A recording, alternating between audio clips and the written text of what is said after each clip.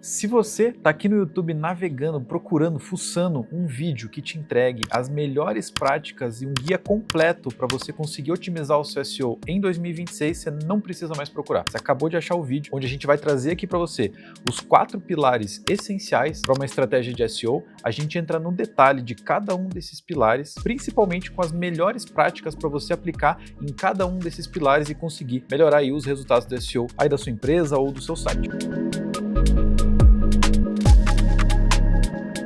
Fala galera, sejam muito bem-vindos ao canal da Tractor. Eu me chamo Victor Karajleskov, sou o Growth Leader aqui e vou trazer para você, já entrando no vídeo, os 4 pilares, né? Vamos começar pelos 4 pilares essenciais para qualquer estratégia digna de se dizer boa de SEO, beleza? Então assim, os 4 pilares, gente, envolvem coisas mais técnicas e coisas que provavelmente você já ouviu falar, mas vamos lá mencionar para quem não conhece de fato esses 4 pilares, porque isso é bem importante para todo o contexto do que vai rolar nesse vídeo aqui e para você também ficar sabendo realmente o que baseia-se de fato o SEO, legal? Então acho que o primeiro pilar que é válido dizer, que é o que provavelmente todo mundo conhece, é o tal do on-page SEO, né? Que é tudo aquilo que você consegue controlar dentro da sua própria página. Então título, metadescrição, tags, URL, imagem que você vai usar, tudo isso envolve a página, né, do seu conteúdo, da sua página. Então, on-page SEO envolve toda essa temática, toda essa frente. Tem também o SEO de conteúdo, né, que aí é onde a gente vai entrar na estratégia por trás de cada publicação que você faz, se você está usando ali, qual tipo de estratégia que você está usando para fazer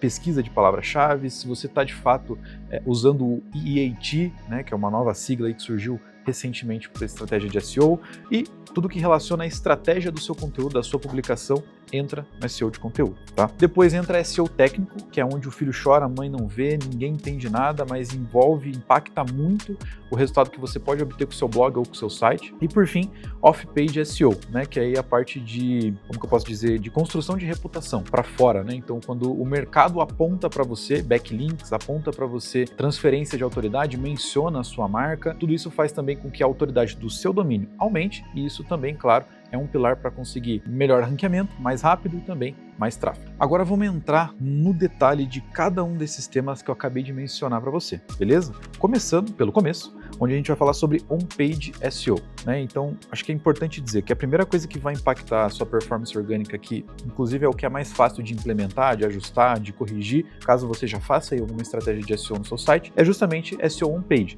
Por quê? Porque ali você já vai mexer com o título, porque você está fazendo na hora da publicação, você já consegue mexer em tudo isso que eu vou dizer aqui, com título, com metadescrição, com imagem e tudo mais, né? Então agora vamos entrar nos pontos essenciais, naquilo que você realmente precisa saber para você conseguir fazer um bom SEO on-page, legal? Primeira coisa é title tag, né, o tag de título e metadescrição. A tag de título, no caso, né, que a gente está falando aqui, é o próprio título que você usa aí para o seu conteúdo, para o seu blog, né, até para sua página de fato. Quando você está construindo uma página ou um conteúdo, a primeira coisa que você tem que pensar é no título, e nesse título, obviamente, tem que conter a palavra-chave que você quer ranquear, seja ela iPhone, Brasil, sei lá, qualquer palavra-chave que você queira ranquear aí, tem que estar presente no seu título, se você quer que aquele conteúdo, de fato, seja direcionado para aquela palavra-chave, beleza? E a metadescrição, ela é justamente o complemento desse título, né? E muita gente não dá muita atenção para a metadescrição, às vezes pede para IA gerar de uma forma meio genérica, sem muito contexto. E é importante dar atenção para isso e o devido cuidado, porque a metadescrição, como eu falei, é o que complementa o título. E como o título geralmente ele é curto, a metadescrição é o que complementa e faz com que isso seja mais convencível, seja de fato uma vitrine do seu conteúdo para o usuário que está vendo de fora, né? Quando ele está vendo lá nos resultados de busca, a metadescrição ajuda a ele entender se aquele conteúdo é para ele ou não. Então, veja a importância de que você tem que dar para uma metadescrição que você faz do seu conteúdo ou até mesmo do seu site. Então, qual que é o ponto importante? É você entender que tem que ter contexto, né? Tem que ter essa relação, e talvez se você pensar agora como um anúncio, em que você tem que colocar um título, né, e uma descrição que seja convincente para a pessoa clicar no seu anúncio, talvez fique mais fácil de você conseguir traduzir isso para a realidade de SEO e fazer com que os seus conteúdos de fato sejam mais atraentes, mais atrativos de fato para o público no geral. Até porque o problema de muitos blogs, ele não é relacionado a ranqueamento. Muitas vezes você tem muito volume de impressão, você pode ver lá no Search Console que você tem um volume muito alto de impressões em algumas páginas. Só que o problema é a quantidade de cliques. Então, como que você otimiza isso? Porque esse é um ganho muito rápido que você pode ter com coisas que você já fez. Às vezes você está imprimindo muito, porque o seu conteúdo de fato é bom, mas o título e a metadescrição não estão otimizados o suficiente para serem convincentes para o usuário e o seu CTR acaba sendo baixo. Só para te dar uma referência, o CTR que a gente tem aqui geralmente gira em torno aí de 3 a 5% orgânico como ideal. Então, se você olhar para o CTR hoje do seu blog, das suas principais páginas, ele estiver abaixo disso, tem muita margem para você trabalhar com título e metadescrição, e isso por si só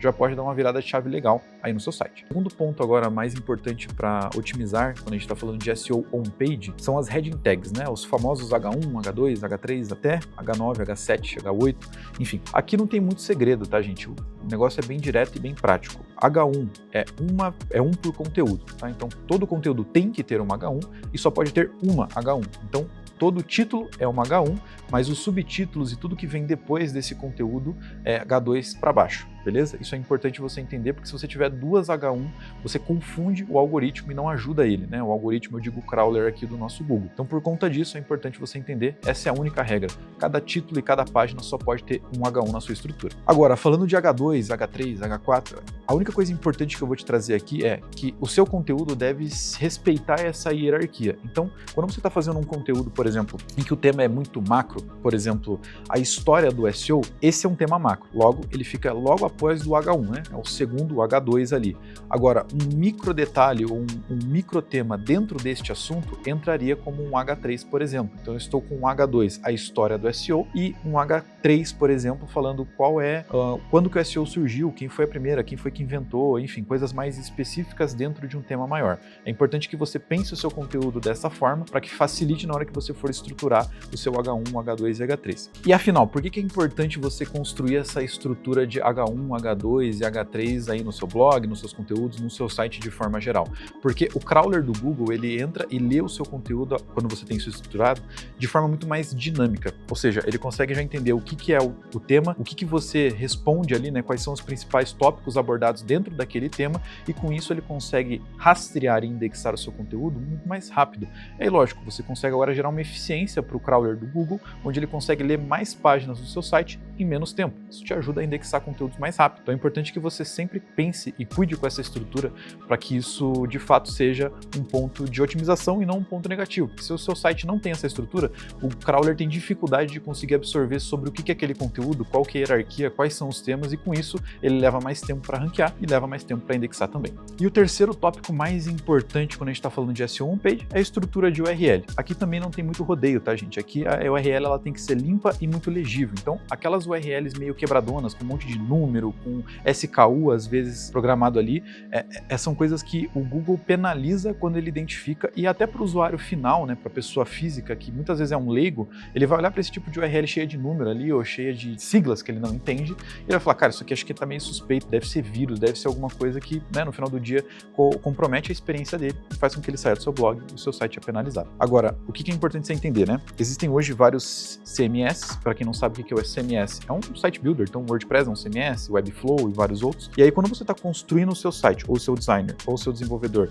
em um CMS específico, o que é importante você prestar atenção? Toda vez que você faz uma página nova, uma página de produto, às vezes o CMS está setado para criar páginas e parametrizar essas páginas. Então, você cria uma página de produto, ele adiciona esse código lá na URL, ele de fato prejudica às vezes de forma automática a URL que você faz ali. E um detalhe, toda vez que você cria uma página e ela é indexada, ela vai ficar na internet para sempre. Você pode sim pedir a indexação para o Google, mas você vai entrar numa fila de espera, né? E aí pode ser que ele faça isso hoje, semana que vem ou daqui a um mês, e até lá o seu site está sendo penalizado por conta desse tipo de estrutura. Então, muito cuidado quando você vai fazer uma publicação para você não postar uma URL teste, não postar uma URL quebrada, porque isso vai comprometer o seu desempenho. É detalhe, claro, mas isso compromete sim, sem dúvida, o desempenho do seu site, tá? E para fechar esse tópico de SEO on-page, vamos dar aqui duas dicas rapidinhas, extras, para você também aplicar ainda hoje aí no seu site e conseguir melhorar os seus resultados. Acho que a primeira coisa são construção de link interno, né? Então, um conteúdo que já tem uma autoridade apontar para um conteúdo novo, que tem, obviamente, relação semântica, facilita muito a transferência, né? Essa transferência de autoridade, ela existe, ela é real, então o Google, de fato, entende que esse conteúdo mãe está transferindo autoridade para esse conteúdo filho, logo, esse conteúdo filho novo é relevante também para aquele tipo de assunto. Então, isso, no geral, só tem pontos positivos, mas claro, tem que ter essa relação. Então é legal às vezes você pegar um conteúdo antigo seu que já tem um bom posicionamento e apontar ali dentro de algumas palavras-chave links para conteúdos novos que você está fazendo, que tem relação com esse tema. E por fim, um alt text nas imagens. Quando você vai colocar uma imagem, e se você não faz isso, recomendo muito que você faça, colocar uma imagem no seu conteúdo, no seu blog, você tem que colocar, às vezes aparece, né? Às vezes não, sempre aparece a opção de você colocar ali o texto alternativo, né? E aí você fica pensando, cara, o que é esse texto alternativo? E a maioria das pessoas não tá nem aí, coloca a própria legenda de como baixou a foto, a própria descrição do arquivo, enfim. Isso não é necessariamente ruim, é claro que é um detalhe, mas isso impacta sim na leitura que o Google faz dentro do seu conteúdo, porque ali você está tendo uma oportunidade de dizer sobre o que é aquela imagem, então facilita para o Google, que não consegue ler, né? Para o crawler do Google, ele não consegue ler uma imagem, não consegue bater o olho e falar, isso aqui é um carro azul. Você tem que dizer para ele que aquilo é uma imagem de um carro azul na rua. Logo, o alt text serve justamente para isso, tá? Isso também melhora a navegabilidade e a acessibilidade do seu site. Se todas as imagens do seu site têm um alt text condizente, contextualizado, é como se as pessoas que hoje não conseguem ler ou não conseguem ver, usando o assistente ali do próprio celular, conseguem entender o que tem naquela página também. Então, de forma geral, todo mundo ganha com isso e o seu site ganha uns pontinhos a mais também com o Google para conseguir ficar ranqueado e ser otimizado. Legal? Opa, polícia do like interrompendo mais uma vez o seu vídeo para garantir que você já deixou o seu like, que você já está inscrito aqui no nosso canal. Tô de olho, hein? Você que está vendo nosso vídeo não se inscreve, cara. Isso ajuda muito a gente. E se você tiver alguma dúvida aí também, já deixa o seu comentário, compartilha com alguém que você acha que esse vídeo faz sentido. Já curtiu o vídeo? Já se inscreveu? Maravilha, então obrigado. Bom vídeo para você. Boa! Passando agora então para o próximo ponto, falando sobre SEO de conteúdo, a estratégia para você produzir bons conteúdos e conseguir de fato ranquear legal, gerar bastante acesso orgânico aí. Então quando você está produzindo a sua estratégia de conteúdos, o que é muito importante você ter em mente já de cara, né? O primeiro ponto mais importante para isso é que existem hoje, e já faz um tempo isso, né? Mas já existe, o Google entende os micro momentos da jornada de compra de um usuário e ele separa em 4 partes principais, né? Ele separa em 4 etapas da jornada, em 4 etapas e tipos de busca, vamos colocar assim. A primeira, que é a informacional, como fazer um bolo, como fazer XYZ. A segunda, que é a navegacional, e essas são mais diretas ao ponto, né? Então, por exemplo, login Netflix, ou instruções para fazer login, ou manual para fazer não sei o quê. Geralmente são coisas mais navegacionais. Transacionais, né? Onde aqui sim existe uma intenção clara de compra, por exemplo, comprar iPhone 16, comprar MacBook Air M4. E por fim, comercial, né? Onde a pessoa também tem uma intenção de compra, mas geralmente ali não é tão declarado assim como, por exemplo, melhor notebook em 2026, né? Até porque a pessoa que busca isso, muito provavelmente não entende nada de notebook. Mas enfim, esse é o ponto, tá, gente? Então, existem essas 4 principais momentos, né, esses 4 principais momentos de navegação, e aí construir conteúdo de forma, você tem que construir o seu conteúdo de forma que você pensa e olha para essas 4 etapas específicas e fazer conteúdos com que eles se conectem, né? Até porque quando você entende isso, olha só, você vai falar sobre um tema só, vamos supor, iPhone 17. Existem buscas do, por exemplo, como usar ou como fazer para tirar um print no iPhone 17, né? Uma navegacional aí, por exemplo. Existe um outro tópico ainda relacionado ao mesmo tema iPhone 17, que seria comprar iPhone 17, que daí já é uma transacional. Ou então, qual é a melhor cor ou qual o melhor tamanho de memória do meu iPhone 17. Tudo isso são conteúdos que você veja, são separados sobre o mesmo tema. E agora eu só consegui pensar nesses 3 conteúdos diferentes sobre o mesmo tema, porque eu estou passando a olhar para isso, tentando separar nessas 4 etapas da jornada, ou enfim, nessas 4 formas de busca. Entende? Então isso facilita até para você fazer o seu planejamento, porque quando você pensa num tema, você já consegue quebrar ele em 3, 4 conteúdos de uma vez só. Então isso facilita também, porque você consegue ter mais insumo para produzir, e com isso ter mais resultado também. O segundo tópico mais importante quando a gente fala de SEO de conteúdo, né, é você entender e fazer uma boa pesquisa de palavras-chave. Acho que isso também não é segredo para ninguém, mas o que muita gente não tem absorvido como conceito é que quando a gente olha para a palavra-chave e pesquisa de palavra-chave, só existe uma preocupação na cabeça das pessoas, que é volume, né? Meu Deus, eu preciso pegar as palavras-chave que mais tem volume, porque sem volume não justifica, não vai dar acesso, eu não consigo provar resultado e não sei o quê. Calma, porque volume não é tudo, tá, gente? Principalmente porque quanto maior o volume, maior a chance da keyword difficulty, né? Da palavra-chave ser difícil de ranquear, porque tem muitos players já produzindo conteúdo sobre aquilo. Então, nem sempre aquilo que é muito volumoso, aquilo que tem muita gente buscando, é o mais interessante para sua empresa e para sua marca. Sabe por quê? Porque quando a gente pensa em relevância e intenção, isso é o que mais pesa, não só para o ranqueamento ser melhor, mas principalmente para você ter resultado de fato com o seu blog. Porque pensa só, é um volume muito alto, geralmente são palavras extremamente genéricas ou amplas, então iPhone 16, claro, aqui é um exemplo muito específico, né? Mas sei lá, como fazer tênis, assim, como usar tênis de corrida, melhores tênis de corrida de 2026. Cara, é meio amplo isso. Se a sua marca trabalha com tênis de placa e só trabalha com tênis de placa de carbono, por que você vai falar sobre todos os tênis de corrida, entende? Então, muitas vezes, para você, a maioria desses usuários que vão vir não vão fazer sentido. Então, quando você pensa dessa forma, é legal você olhar para palavras-chave que têm um volume menor e que tenham uma alta intenção e sejam cada vez mais específicos para aquilo com que você trabalha. Porque vamos supor que você, com isso, traga 300 acessos, mais 300 acessos de uma pesquisa extremamente qualificada para você, ali se torna uma fonte de conversão para a sua empresa. Conversão que eu digo levantada de mão, de um cara que está interessado em contratar o seu serviço ou o seu produto a partir de um conteúdo que você fez. Então nem sempre volume é a resposta, tá, gente? É legal pensar que as palavras-chave elas têm que ter muito mais relevância para a sua empresa e principalmente intenção de busca, né? A intenção pesa muito mais também nesse ponto. E o terceiro tópico, né, gente, falando sobre SEO de conteúdo, são as siglas, né? EEAT, né? Que seria a sigla aí que praticamente todo mundo surge uma sigla nova quando a gente está falando de SEO a cada semana, mas essa de fato é importante você saber. E o que significa isso, né? São basicamente os pilares de um conteúdo, né, ou de uma página que o Google leva em consideração para facilitar o seu ranqueamento. A primeira delas que é experience, né? Então, experiência com o assunto é que você está falando de uma coisa que você entende, então você não tem aí, sei lá, um blog de pet shop e você quer fazer conteúdo sobre violão, né? Então, assim, você tem experiência no assunto, você tá lá, um sobre nós, somos um pet shop desde 2010, por exemplo. Expertise também, né? Então você realmente ter conhecimento técnico comprovado sobre aquilo que você está falando. Então isso não tem muito o que dizer sobre, né? É você de fato falar aquilo que você entende, trazer esse tipo de assunto. Authoritativeness, né? Que seria a autoridade sobre o assunto. Então reconhecimento de mercado geralmente é o que entra nesse ponto aqui. Então ter players que tenham soluções referentes ao mercado que você trabalha apontando para você, veículos de mídia, canais que tenham uma autoridade sobre o assunto, apontando e dizendo e validando o seu domínio como uma referência naquele tipo de assunto, tá? E por fim, confiabilidade e transparência. Aqui é questões de você ter no seu site, por exemplo, lá no rodapé, tem muita empresa que esquece de colocar isso, mas colocar o CNPJ é uma coisa que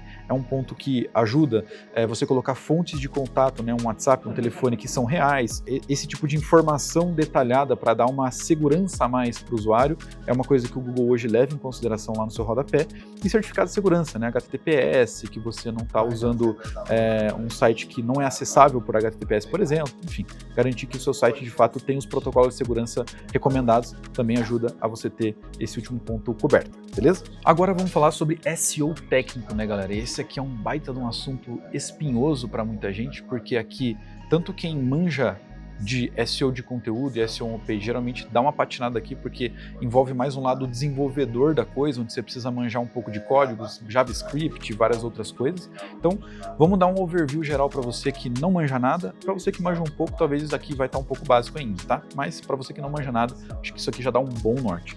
Primeiro tópico que o Google sempre leva em consideração dentro do seu site em quesitos técnicos é o tal do Core Web Vitals. Se você não sabe o que são Core Web Vitals, calma que eu já vou te explicar. Se você depois quer saber como que eu faço para saber esse negócio aqui, esses Core Web Vitals no meu site, a gente vai deixar um linkzinho na descrição. Existe um plugin do Google hoje chamado Google Lighthouse, que você bota o URL do seu site lá e ele escaneia esses pontos para você e te dá um diagnóstico totalmente gratuito, tá? Você já vai conseguir saber isso por aí também. Mas beleza, falando de Core Web Vitals, são 3 Core Web Vitals, né? São 3 pontos principais dentro desse tópico. Primeiro, LCP, que é o Largest Contentful Paint, que é o tempo que o seu site leva para carregar o conteúdo principal, tá? Referência aqui, tem que estar abaixo de 2,5 segundos. Se está acima disso, dentro do Lighthouse, inclusive, ele te dá um diagnóstico do que está pesando para fazer com que o site demore mais do que isso para carregar. E aí, você já consegue otimizar, mandar para o seu desenvolvedor, para o seu design otimizar isso. Depois, o INP, que é o quão rápido o seu site fica navegável, né? Fica responsivo, fica clicável depois que ele começa a carregar. Então, depois de quanto tempo que eu entrei no site, eu já consigo clicar num botão e ele funciona, tá? E o ideal aqui é abaixo de 200 milissegundos. E, de novo, não sei, acima de 200 milissegundos, o que eu faço? Vai aparecer ali muito provavelmente por que isso está acontecendo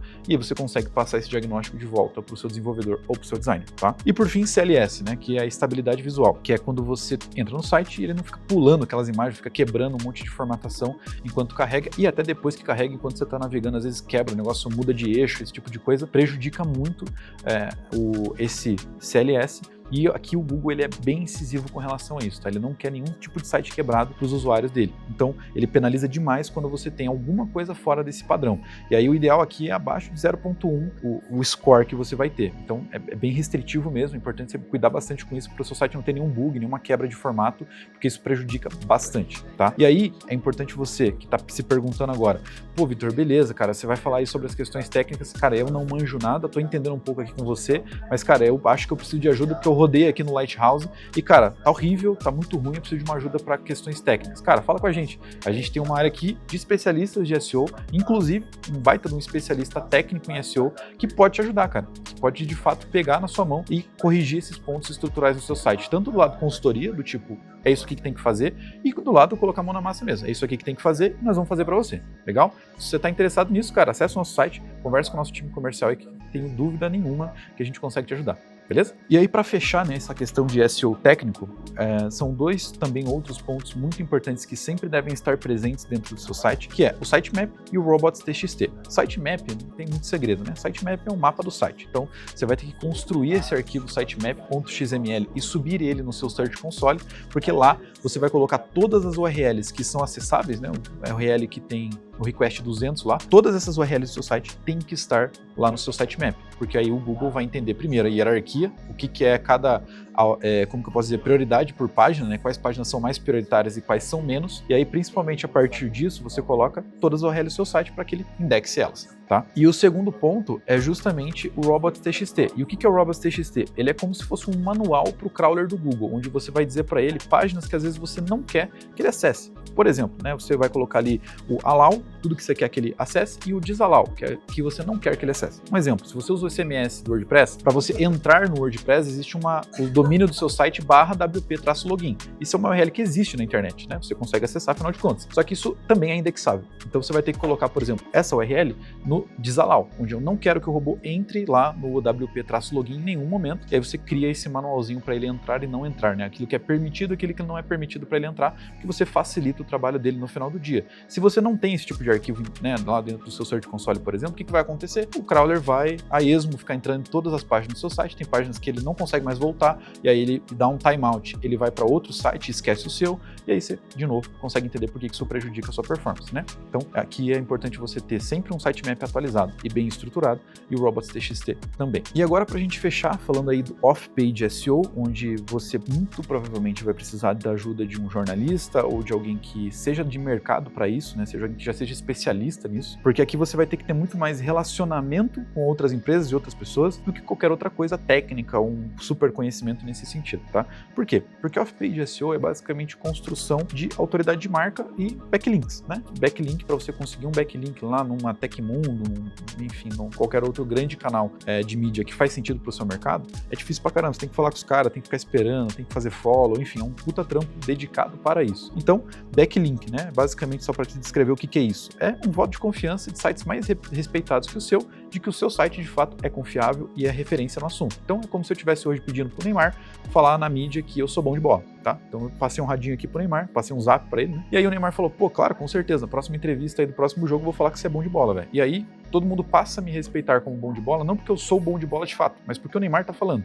Então, a mesma lógica se aplica aqui. Se você chega hoje num site puta referência na sua área, no seu mercado, e esse site topa fazer um backlink, né, colocar uma URL que aponta pro seu site, é como se isso estivesse acontecendo na prática. E aí, onde que eu acho, Vitor, essas coisas? Quais são as melhores referências aí que eu posso pegar e tal? Bom, depende muito de mercado para mercado, mas para te dar um panorama, tá?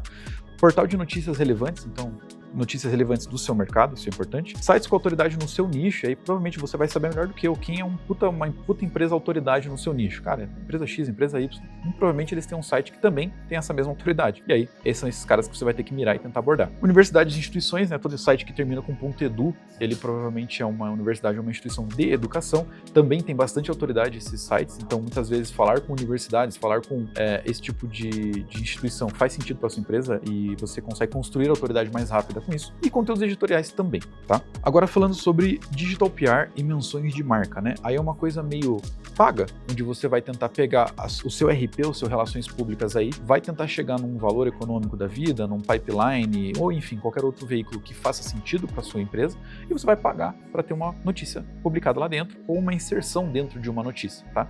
E aí, o que acontece com isso? Você paga, obviamente, não é de graça, não é na parceria, como eram os backlinks, né? Como são os backlinks, mas vai ter que pagar, só que agora você tem um pipeline apontando de volta para você, mencionando a sua marca, mencionando a sua empresa, como empresa mesmo, como produto, como serviço. E aí, dessa forma, você consegue também crescer a sua autoridade, legal? Isso ajuda também, né? Esse ponto ajuda no brand mentions, né? Que seriam as menções de marca sem necessariamente ter um link direto. Então, o cara mencionou a minha empresa, o meu software, o meu produto, mas ele não colocou um hiperlink. Não tem problema, porque o Google entende esse contexto e entende que, pô, tem 50 sites falando aqui da empresa do Victor, do produto do Victor, então deve ser muito bom. E aí eu consigo o meu site, o site do Victor, ele sabe qual que é, começa a ganhar essa autoridade com isso, tá? Então é importante você entender esse ponto, que não é um problema quando isso acontece, até legal. Se alguém estiver falando do seu site ou falando da sua empresa, do seu produto, sem te dar os devidos backlinks aí, é legal pedir, mas se não tiver, não tem problema nenhum, beleza? E por fim, social signals, né? Então você que faz conteúdo para um site, conteúdo para um blog, é importante você distribuir isso também. É você colocar isso no Instagram, no LinkedIn, no Facebook, se é que alguém usa o Facebook hoje em dia, mas no Facebook também.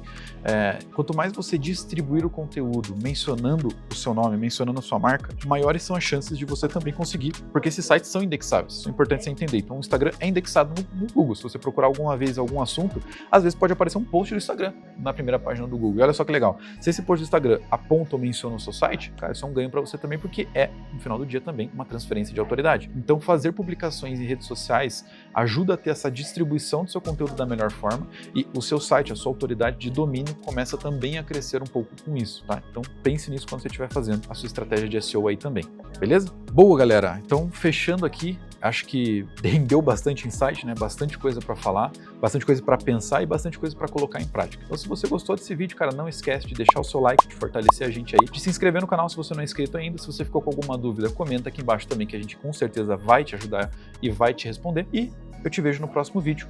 Um abraço.